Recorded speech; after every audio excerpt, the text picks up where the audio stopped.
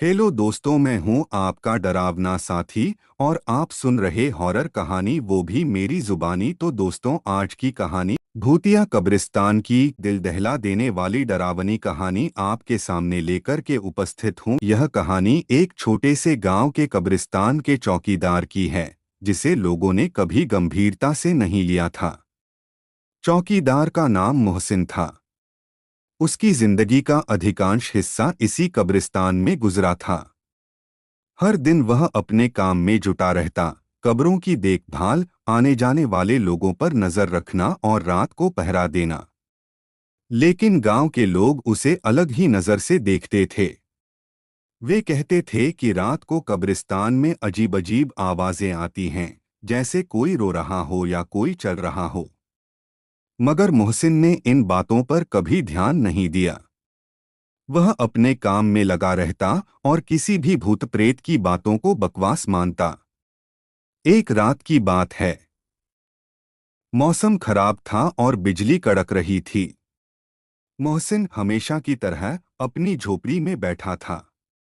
अचानक उसे लगा कि कोई उसके पास से गुजर रहा है। उसने सोचा कि शायद कोई गांव वाला रास्ता भटक कर आ गया होगा। वह टॉर्च लेकर बाहर निकला, लेकिन वहां कोई नहीं था।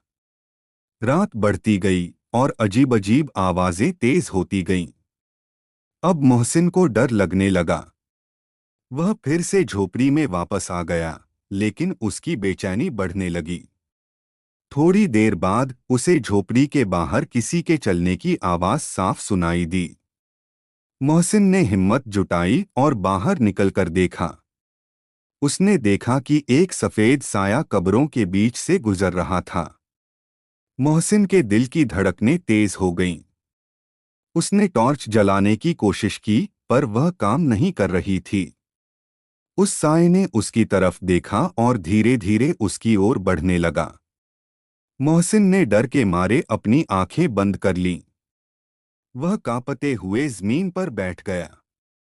जब उसने दोबारा आंखें खोलीं, तो साया गायब हो चुका था। अगले दिन गांव के लोग मोहसिन को ढूंढते हुए कब्रिस्तान पहुंचे। उन्होंने देखा कि मोहसिन बुरी तरह से डरा हुआ था। उसने किसी से कुछ नहीं कहा, बस वहीं चुपचाप बैठा रहा। उस दिन के बाद से मोहसिन ने कब्रिस्तान में रात को पहरा देना बंद कर दिया। वह कहता था कि जो उसने उस रात देखा, उसे वह कभी भूल नहीं सकता। गांव वालों का मानना था कि मोहसिन ने किसी आत्मा को देखा था, जो अपनी कब्र में चैन से नहीं थी।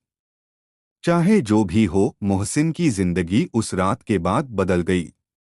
वह हमेशा के लिए खामोश और डरा हुआ इंसान बन गया, जिसने कभी वापस कब्रिस्तान में कदम नहीं रखा।